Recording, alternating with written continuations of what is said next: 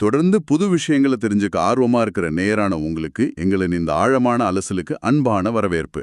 அதாவது உங்களுடைய நேரத்தோட மதிப்பு எங்களுக்கு நல்லாவே தெரியும். கண்டிப்பா. அதனால தரவுகள், ஆய்வு கட்டுரைகள், செய்தி தொகுப்புகள்னு எல்லாத்தையும் ஒன்னா சேர்த்து அதுல இருக்கிற மிக முக்கியமான விஷயங்களை மட்டும் வடிகட்டி ஒரு சுவாரஸ்யமான உரையாடலா இதை நாங்க வடிவமைச்சிருக்கோம். ஆமா, இந்த ஆழமான அலசல்ல நாம கவர் பண்ண போற விஷயங்கள் ஒண்ணுக்கொண்ணு ரொம்ப வித்தியாசமானது. குறிப்பா சொல்லணும்னா தமிழ்நாட்டு அரசியல்ல மிகப்பெரிய அதிர்வலையை ஏற்படுத்தியிருக்கிற நடிகர் விஜயோட அரசியல் பயணம், அப்புறம் 2026 சட்டமன்ற தேர்தலுக்கான அவரோட வியூகங்கள் பத்தி ரொம்ப டீப்பா பேச போறோம். அது மட்டும் இல்லாம டெல்லி மதுபான கொள்கை வழக்குல சிபிஐக்கு நீதிமன்றம் கொடுத்த ஒரு மரண அடி, தெலங்கானாவுல நடந்த ஒரு முக்கியமான நில விவகாரம், அப்புறம் சர்வதேச அளவுல ஈரானிய தலைவர் கமேனியோட மரணம் இந்தியாவில் இருக்கிற ஒரு குக்கிராமத்துல எப்படி தாக்கத்தை ஏற்படுத்துச்சு அப்படிங்கறதையும் நான் பார்க்க போறோம். சரி, இத கொஞ்சம் விரிவா அலசுவோம். ஆனா அதுக்கு முன்னாடி வழக்கம் போல நம்ம நேரான உங்களுக்கு ஒரு சின்ன நினைவூட்டல். இந்த விவாதத்துல வரக்கூடிய வலதுசாரி இடதுசாரி பார்வைகள், அரசியல் விமர்சனங்கள் எல்லாமே எங்களுக்கு கிடைச்ச தரவுகள்ல இருந்து மட்டும்தான் எடுக்கப்பட்டிருக்கு. எக்ஸாக்ட்லி. அதாவது சோர்சஸ்ல இருந்து. ஆமா, நாங்க எந்த ஒரு அரசியல் நிலைப்பாட்டையும் ஆதரிக்கவும் இல்ல, எதிர்க்கவும் இல்ல. தரவுகள்ல இருக்கிற விஷயங்களை எந்த சாயலும் இல்லாம நடுநிலையோட உங்களுக்கு கொண்டு சேர்க்கிறது மட்டும்தான் எங்களோட வேலை. சரி, நேரா விஷயத்துக்கு வருவோம். ஆரம்பிக்கலாம். ஒரு முன்னணி சினிமா நடிச்சத்திரம் திடீர்னு ஒரு நாள் காலையில எழுந்து நான் அரசியலுக்கு வரப்போறேன்னு சொல்லல. இதுக்கான அடித்தளம் பல வருஷங்களா எப்படி ரொம்ப கவனமா போடப்பட்டிருக்குன்னு பார்க்கும்போது உண்மையிலே ஆச்சரியமா இருக்கு.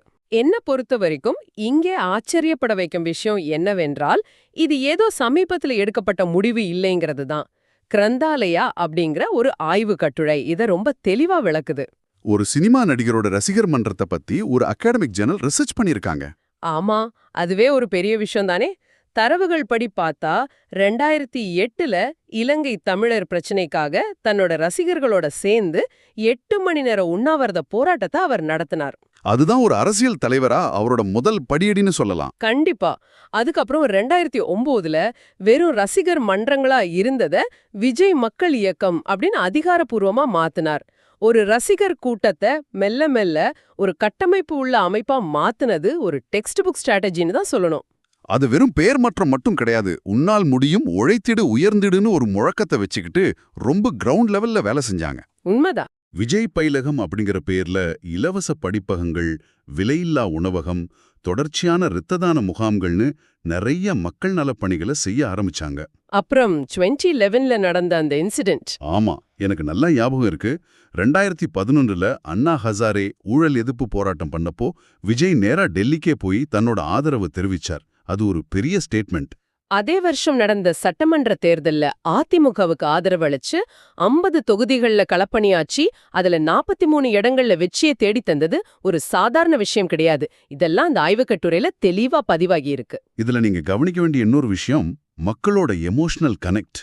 ஆமா, அதை அவர் ரொம்ப கவனமா பில்ட் பண்ணார். திரைக்கு வெளியில ஒரு சமூக பொறுப்புள்ள மனிதரா தன்னை அவர் தொடர்ந்து காட்டிக்கிட்டே இருந்தார்.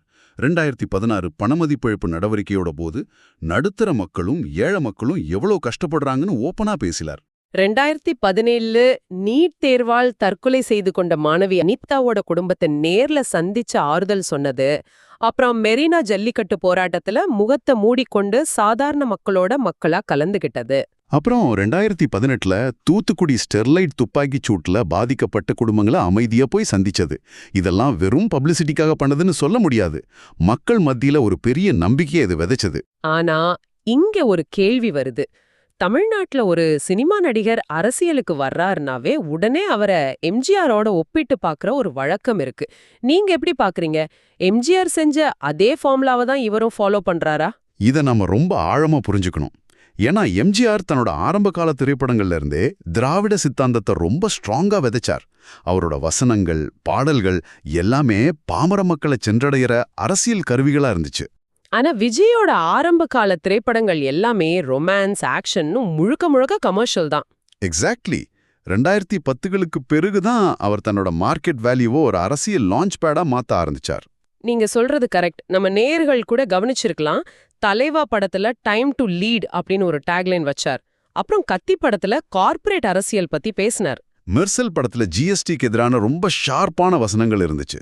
சர்க்கார் படத்துல இலவசங்களுக்கு எதிரான கருத்துக்கள், இது எல்லாமே மக்கள் மத்தியில எந்தெந்த விஷயங்கள் எடுபடுதுன்னு செக் பண்ணி பார்க்குற ஒரு டெஸ்டிங் மாதிரி தான் தோணுது. அந்த படங்களுக்கு வந்த வரவேற்பு வச்சுதான் அவர் அடுத்தடுத்த காய்களை நகர்த்தினார். இப்போ பிறப்புக்கும் எல்லா உயிர்க்கும் அப்படிங்கிற திருக்குறள் முழக்கத்தோட தமிழக வெற்றிக் கழகம் தொடங்கியிருக்கார். ஆவிட சித்தாந்தத்தை வெறும் சினிமா பாப்புலாரிட்டியை மட்டும் வச்சுக்கிட்டு அவர் எப்படி எதிர்கொள்ள போறார் அப்படிங்கிறது தான் இப்போதைக்கு இருக்கிற மிகப்பெரிய சவால். இங்கேதான் விஷயம் ரொம்ப சுவாரஸ்யமா மாறுது. 2026 சட்டமன்ற தேர்தலுக்கான தன்னோட நிலைப்பாட்டை அவர் ரொம்ப அக்ரெசிவா அறிவிச்சிருக்கார். எந்த கட்சியுடனும் கூட்டணி இல்ல, 234 தொகுதிகளிலும் தனித்து போட்டி. அதுவும் February 23, 2026 அன்னைக்கு வேலூர்ல நடந்த மக்கள் சந்திப்பு கூட்டத்தில் அவர் பேசின பேச்சு ஒட்டுமொத்த அரசியல் களத்தையுமே உலுக்கிடுச்சுன்னு தான் சொல்லணும். அந்த வேலூர் கூட்டத்தோட முக்கியத்துவத்தை நாம அண்டர் எஸ்டிமேட் பண்ணிடக்கூடாது. அது ஒரு சாதாரண தேர்தல் பிரச்சார பேச்சு கிடையாது. இது 5 வருஷத்துக்கு ஒரு முறை வர்ற தேர்தல் இல்ல, 50 வருஷத்துக்கு ஒரு முறை வர்ற தேர்தல்னா அவர் சொன்னதுக்குள்ள பெரிய அர்த்தம் இருக்கு. ஆமா, அரசியல் களத்துல யார் தன்னோட சித்தாந்த எதிரி, யார் தன்னோட அரசியல் எதிரின்னு அவர் ரொம்ப கிளியரா கோடு கழிச்சிட்டார். பாஜகவை தன்னோட சித்தாந்த எதிரினோ, ஆளும் கட்சியான திமுகவை தன்னோட அரசியல் எதிரினோ ஓப்பனா சொல்லிட்டார். அதுவும் முதலமைச்சர் மு.க. ஸ்டாலின் இந்த 2026 தேர்தல தமிழ்நாடு வர்சஸ் தேசிய ஜனநாயக கூட்டணி அப்படின்னு ஒரு தேசிய அளவிலான போராட்டமா காட்ட நினைக்கும் போது விஜய் அதை அப்படியே உடைக்கிறாரு. இது நாடாளுமன்ற தேர்தலா, பிரதம பதவிக்கான தேர்தலா? இது ஊழலுக்கும் தமிழக மக்களுக்கும் இடையிலான போர். எனக்கும் ஸ்டாலின் சாருக்கும் நடக்கிற போர்னு நேரடியா சவால் விட்டிருக்கார். இந்த நேரடி மோதலுக்கு பின்னாடி கரூர்ல நடந்த ஒரு துயர சம்பவமும் ஒரு முக்கிய காரணம்னு தரவுகள் சொல்லுது. கரூர்ல நடந்த தவேகா கூட்டத்துல ஏற்பட்ட நெரிசல்ல 41 பேர் உயிரிழந்தாங்க. அந்த சம்பவத்துக்கு முதலமைச்சர் ஸ்டாலின் தவகை மேல பழி சுமத்தினப்போ விஜய் ரொம்ப கோவமானார்.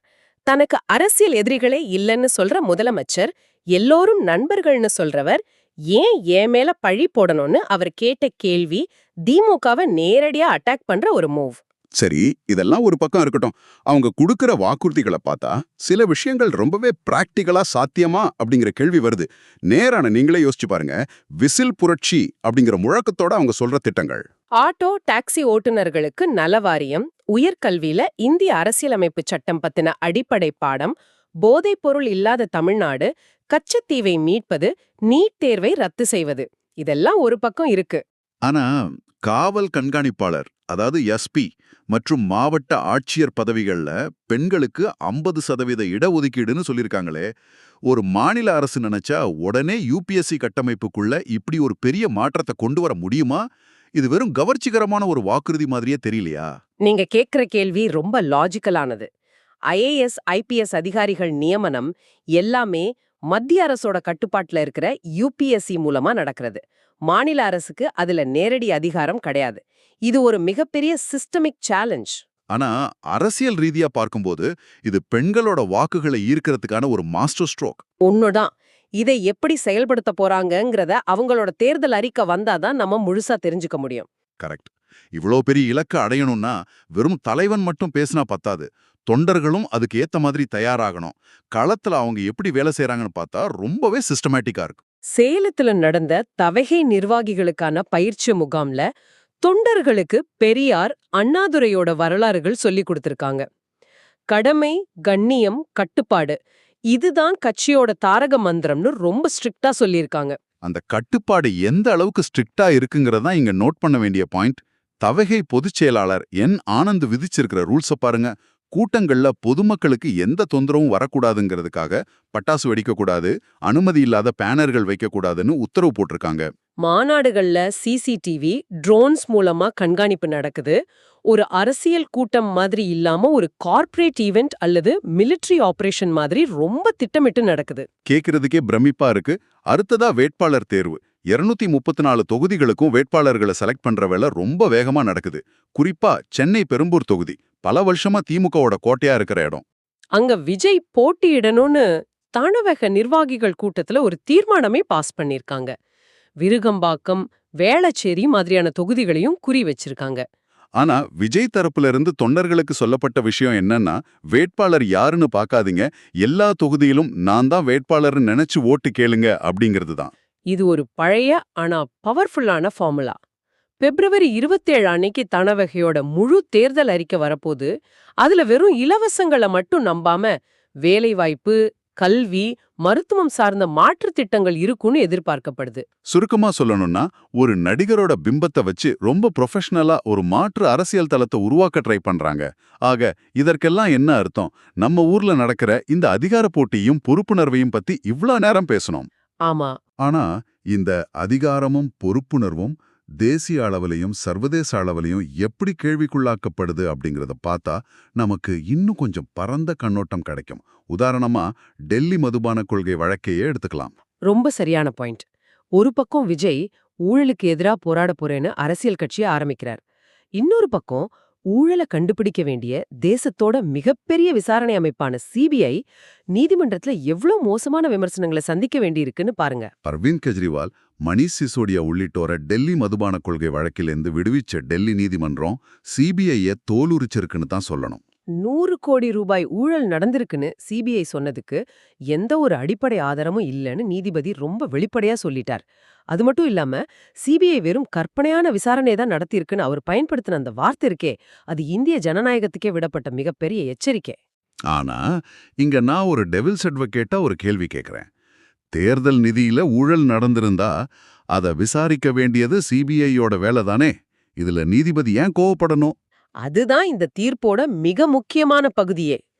தேர்தல் செலவுகள், பிரச்சாரங்கள், அரசியல் கட்சிகளுக்கு வர்ற நிதி உதவி, இதுல ஏதாவது முறைகேடு நடந்திருக்கான்னு விசாரிக்க வேண்டிய அதிகாரம் இந்திய தேர்தல் ஆணையத்துக்கு மட்டும்தான் இருக்கு. ஓ, இசிஐக்கு மட்டும்தான் அதிகாரம் இருக்கா? ஆமா, அதுல சிபிஐ உள்ளே நுழைஞ்சு யார் யாருக்கோ சம்மன் அனுப்பி மிரட்டுறது ஜனநாயக கட்டமைப்புக்கே ரொம்ப ஆபத்தானதுன்னு நீதிமன்றம் தெளிவுபடுத்திருக்கு. அப்போ விசாரணை அதிகாரி மேல ஆக்ஷன் எடுக்க சொல்லிருக்காங்களாமே. கோரேக் சிங் அப்படிங்கிற ஒரு அதிகாரிய எந்த ஆதாரமும் இல்லாம முதல் குற்றவாளியா சேர்த்தது, சாட்சிகளோட வாக்குமூலங்களை சிபிஐ எப்படி தங்களுக்கு சாதகமா வளைச்சாங்க அப்படிங்கறது எல்லாம் சுட்டிக்காட்டி விசாரணை அதிகாரி மேலேயே துறை ரீதியான நடவடிக்கை எடுக்க சொல்லியிருக்காங்க.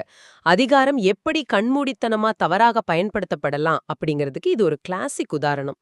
அதிகாரம் தவறாக பயன்படுத்தப்படுது ஒரு பக்கம்னா, அதிகாரத்துல இருக்கிறவங்க நிர்வாக விஷயங்கள்ல எவ்வளவு கவனக்குறைவா இருக்காங்க அப்படிங்கிறதுக்கு தெலங்கானாவுல நடந்த நில விவகாரம் ஒரு நல்ல உதாரணம். ஆமா, அது ரொம்ப இன்ட்ரெஸ்டிங்கான கேஸ்.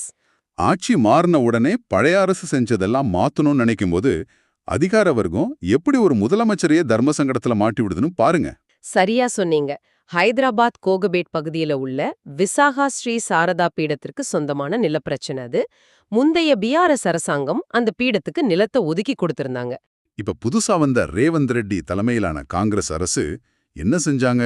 உடனே அந்த நிலத்தை ஹைதராபாத் குடிநீர் வாரியத்துக்கு மாத்தி உத்தரவு போட்டாங்க. இது நடந்த உடனே எதிர்க்கட்சிகள் பெரிய அளவுல கொந்தளிச்சாங்க. ஆனா இதுல ட்விஸ்ட் என்னன்னா, அந்த நிலத்தை குடிநீர் வாரியத்துக்கு மாத்துனதுக்கு பிறகுதான் ரேவந்த் ரெட்டிக்கு ஒரு உண்மை தெரிய வருது. அந்த இடத்துல ஏற்கனவே ஒரு பெரிய கோயில், வேத பாடசாலை, கோஷாலை, உணவுக்கூடம் எல்லாம் கட்டப்பட்டு பயன்பாட்டுல இருக்கு. இது அதிகாரிகள் முதலமைச்சர்கிட்ட முன்கூட்டியே சொல்லவே இல்ல. இதனால அதிர்ச்சியான ரேவந்த் ரெட்டி மறுபடியும் அந்த நிலத்தை அதே பீடத்துக்கே திருப்பி கொடுத்துட்டார். மக்கள் உணர்வுகள் சம்பந்தப்பட்ட விஷயங்கள்ல அதிகாரிகள் எவ்வளவு குருட்டுத்தனமா ஃபைல்களை மூவ் பண்றாங்க, அத அரசியல்வாதிகள் எப்படி கண்மூடித்தனமா கையெழுத்து போடுறாங்க அப்படிங்கிறதுக்கு இது ஒரு பாடம். இதே போல அரசியல் தலைவர்களோட பயணங்களும் அதுக்கு ஏற்படுற எதிர்ப்புகளும் கூட அதிகாரத்தோட இன்னொரு முகம்தான். பிரதமர் மோடி தமிழகத்தோட மதுரை, திருப்பரங்குன்றம் வர்றதுக்கு முன்னாடி நடந்த விஷயங்களை கவனிச்சிங்களா? ஆமா, மாநிலத்துக்கான நிதி ஒதுக்கீடு, இதர விவகாரங்களை முன்வச்சு பிரதமருக்கு கருப்பு கொடி காட்ட தமிழ்நாடு காங்கிரஸ் கமிட்டியின் எஸ்சி பிரிவு தலைவர் ரஞ்சன்குமார் திட்டமிட்டிருந்தார். ஆனா அவர் 11வது முறையா முன்னெச்சரிக்கை நடவடிக்கையா வீட்டுக்காவல்ல வைக்கப்பட்டார். கேள்வி கேட்கிற குரல்களை அதிகாரம் எப்படி முன்கூட்டியே சைலண்ட் பண்ண நினைக்குது அப்படிங்கறது இது காட்டுறது. சரி, நம்ம ஊரு தேசிய அரசியல் பத்தியெல்லாம் பேசிட்டோம். இப்போ கொஞ்சம் உலக அரசியலுக்கு போவோம்.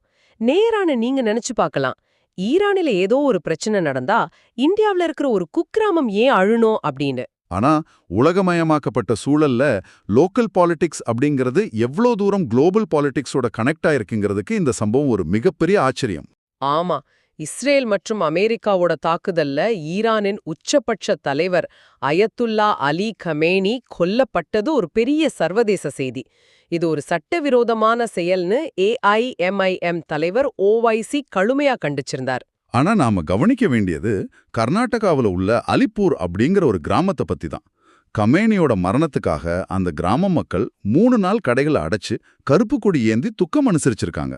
ஒரு இந்திய கிராமத்துக்கும் ஈரானுக்கும் அப்படி என்ன சம்பந்தம்னு கேட்டா, அந்த கிராமத்தோட பல மாணவர்கள் ஈரானுக்கு போய் தங்கி படிச்சுட்டு இருக்காங்க. ஏதோ ஆயிரக்கணக்கான மைல்களுக்கு அப்பால் நடக்கிற ஒரு நிகழ்வு நம்ம ஊர்ல இருக்கிற ஒரு கிராமத்தோட அன்றாட வாழ்வை, அவங்களோட உணர்வுகளை எப்படி நேரடியாக பாதிக்குதுன்னு பார்க்கும்போது உலகம் எவ்வளோ சுருங்கிடுச்சுன்னு புரியுது. அதுதான் உண்மையும் கூட. அதிகாரம்ங்கிறது வெறும் டெல்லியிலயோ சென்னையிலயோ வாஷிங்டன்லயோ மட்டும் இல்ல, அது ஒவ்வொரு தனிமனிதனோட வாழ்க்கையும் தீர்மானிக்கிற ஒரு நெட்வொர்க். கரெக்ட். நேரான உங்களுக்கு இப்போ ரொம்ப தெளிவா புரிஞ்சிருக்கும்னு நினைக்கிறேன். ஆமா, ஒரு நடிகர் ஊழலுக்கு எதிராக குரல் கொடுப்பதா இருந்தாலும் சரி, ஒரு நீதிபதி CBIயோட அதிகார வரம்பை சுட்டிக்காட்டுறதா இருந்தாலும் சரி, அல்லது சர்வதேச நிகழ்வுகள் ஒரு உள்ளூர் கிராமத்தை பாதிக்கிறதா இருந்தாலும் சரி, இது எல்லாமே சுத்தி சுத்தி நமக்கு ஒன்னே தான் சொல்லுது. அதிகாரம், சித்தாந்தம், பொறுப்புணர்வு, இந்த 3ம் தான் நம்ம உலகத்தை இயக்கிக்கிட்டு இருக்கு. அதுல எந்த சந்தேகமும் இல்ல. அதிகாரத்துல இருக்கிறவங்க பொறுப்புணர்வோட நடந்துக்கணும்னா, சிஸ்டம் சரியா வேலை செய்யணும்னா, தொடர்ந்து அது கேள்வி கேட்கிற குரல்கள் இருந்துகிட்டே இருக்கணும். சரியா சொன்னீங்க. இந்த அலசல முடிக்கிறப்போ உங்க சிந்தனைக்கு ஒரு கேள்வியை விட்டுட்டு போக ஆசைப்படுறேன். நவீன ஜனநாயகத்துல ஒரு நடிகரோட நட்சத்திர அந்தஸ்து அப்படிங்கிறது மிகப்பெரிய மக்கள் கூட்டத்தை ரொம்ப ஈஸியா ஈர்த்துடும். ஆனா வெறும் ரசிகர் கூட்டமா இருக்கிற ஒரு பெரும் மக்கள் திரள எந்தவித எமோஷனும் இல்லாம தொடர்ந்து இயங்கக்கூடிய கட்டுப்பாடுள்ள ஒரு உண்மையான ஜனநாயக நிறுவனமா மாற்றுவது சாத்தியமா? அந்த தனிமனிதரோட பிம்பம் காலியான பிறகும் அந்த அமைப்பு பல தசாப்தங்களுக்கு நிலைத்து நிற்குமா? விஜயோட இந்த அரசியல் பரிணாமம் உலகளாவிய அளவுல ரசிகர் சார்ந்த அரசியலுக்கு ஒரு புதிய இலக்கணத்தை எழுதுமா? இதை நீங்களே சிந்தித்து பாருங்கள். ரொம்ப ஆழமான கேள்வி. நம்ம நேயர்கள் கண்டிப்பா இத பத்தி யோசிப்பாங்க நம்புறேன். உங்களுடைய பொன்னான நேரத்தை எங்களுடன் செலவிட்டதற்கு மிக்க நன்றி. இந்த அலசல்ல நாம விவாதிச்ச விஷயங்கள் உங்களுக்குள்ள புது தேடல்களை உருவாக்கும் நம்புறோம். மேலும் பல சுவாரஸ்யமான தரவுகளோட அடுத்த ஆழமான அலசல்ல உங்களை சந்திக்கிறோம். தொடர்ந்து கற்றுக்கொண்டே இருங்கள்.